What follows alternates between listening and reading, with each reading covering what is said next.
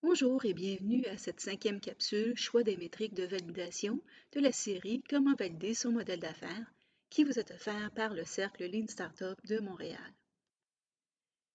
Une métrique. Qu'est-ce qu'une métrique d'abord? C'est toute donnée qui est récoltée lors de nos expériences. Ce qu'il faut se souvenir avec les métriques, c'est que moins, c'est plus.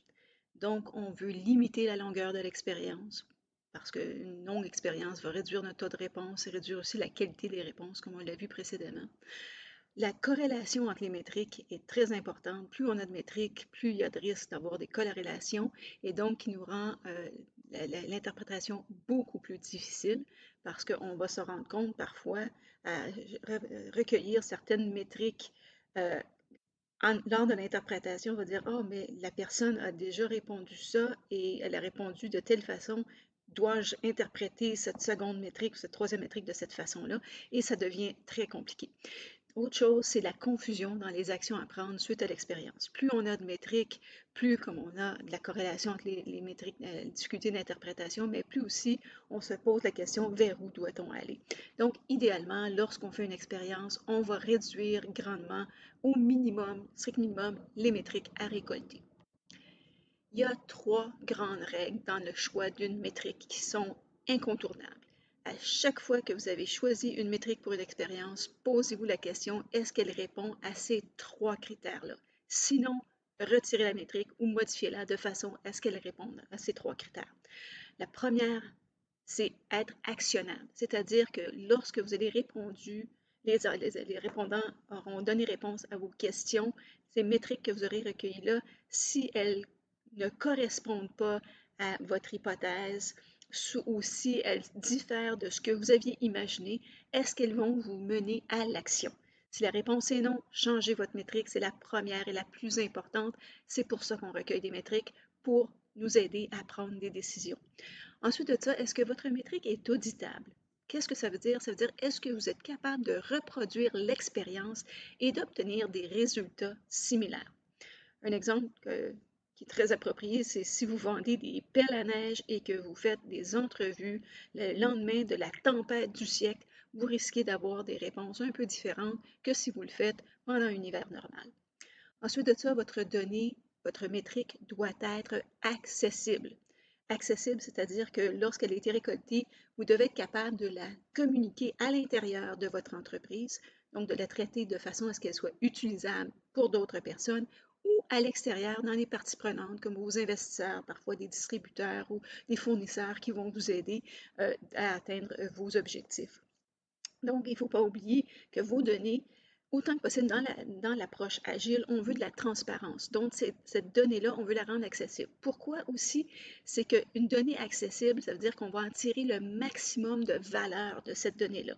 Et comme on veut le voir, les données sont coûteuses, donc on veut s'assurer qu'on veut en tirer le maximum de valeur de ces données qu'on a récupérées. Donc, comment trouve-t-on des bonnes métriques? Alors, on se pose la question. D'abord, permet-elle de valider mon hypothèse? OK? Règle générale, la plupart des métriques qu'on veut recueillir, c'est surtout pour valider notre hypothèse. Ensuite de ça, vers quelle action me mènera cette métrique? Donc, on se pose la question, si je reçois tel type de réponse, comment vais-je réagir? Si je reçois tel autre type de réponse, quelles seront mes réactions? Troisièmement, la métrique est-elle essentielle en ce moment? Donc, récolter des métriques pour dans 6 mois, 1 an, et ainsi de suite, on ne fait pas ça parce que les choses vont changer d'ici ce temps-là énormément et la probabilité que vous ayez besoin de cette métrique très faible. Et deuxièmement, il y a aussi une probabilité que les choses changent pendant cette période-là. Et donc, la métrique ne sera plus exacte. Ce qui veut dire que vous ne récoltez des métriques que pour ce que vous avez besoin au moment présent ou les prochaines semaines de votre développement d'entreprise. Pourquoi est-ce qu'on fait ça? Parce que les coûts associés aux métriques sont très élevés. Il y a des coûts très évidents comme le temps de collecte, le temps de traitement, la gestion, le stockage, parfois même les équipements requis. Ça, c'est très évident. Mais il y a des coûts cachés également qui sont très élevés. Exemple, les erreurs d'interprétation. Plus on collecte de métriques et on s'en sert pour citer notre donnée, plus il y a de risques qu'on les interprète mal et qu'on se dirige vers un mur simplement parce qu'on a mal interprété nos données. Donc, on ne veut pas en avoir plus qu'il le faut. L'autre chose, c'est que parfois, la mise à jour, il y a beaucoup de données qui vont être très utiles dans notre gestion tellement qu'on a besoin de les mettre à jour. Ça aussi, ça multiplie les coûts lorsqu'on doit mettre à jour. Finalement, la diffusion. Comme on a mentionné, votre donnée, elle doit être accessible. Donc, traitez la donnée de façon à ce qu'elle soit accessible et utile aux gens qui en ont besoin, tant à l'interne qu'à l'externe. C'est important. Les coûts sont importants. Et aussi à l'interne, les gens qui vont utiliser votre donnée, mais ça va leur prendre du temps, lire la donnée, l'interpréter, l'utiliser. Donc, ces coûts-là sont également très importants envers la donnée. Donc, c'est pour ça qu'on va minimiser le nombre de données qu'on collecte au strict minimum. Quelques exemples de bonnes métriques.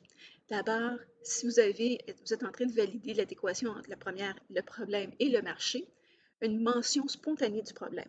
Par exemple, dans le cas de l'exemple qu'on a eu jusqu'à présent, si vous cherchez à valider le problème de repas nutritifs offerts par les employeurs à bonne valeur dans l'entreprise et que vous posez simplement la question euh, quels aspects préférez-vous en termes de votre propre nutrition ou quels avantages préférez-vous en termes de votre nutrition offerts quels sont les avantages par votre employeur que vous préférez?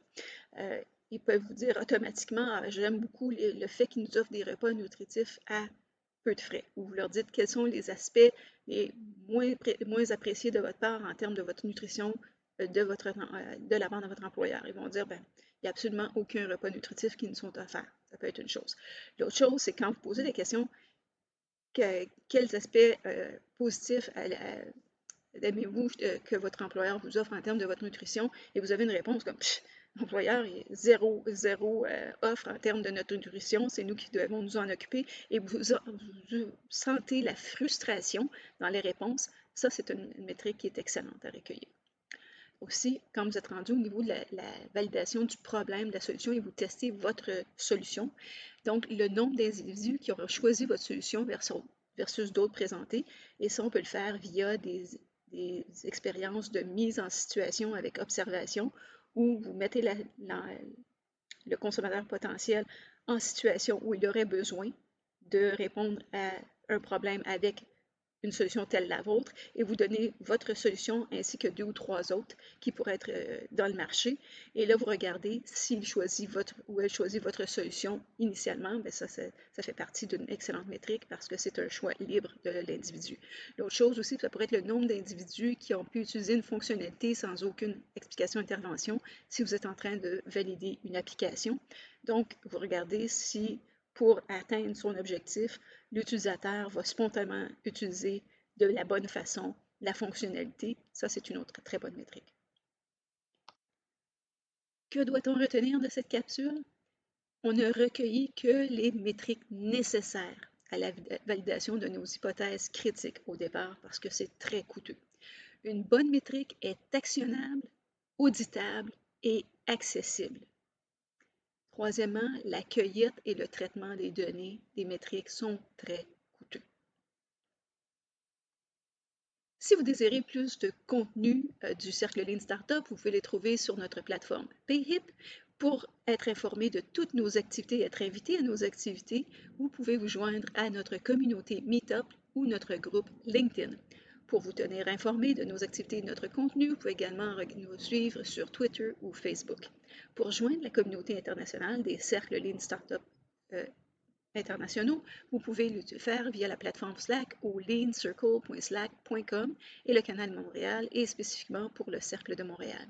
Vous pouvez vous joindre à la plateforme en demandant accès via courriel au mtlleanstartup@gmail.com ou simplement nous écrire pour nous poser toute autre question à ce courriel. Un énorme merci à nos commanditaires Startup Montréal et Ulex, sans qui cette présentation n'aurait pu vous être faite gratuitement.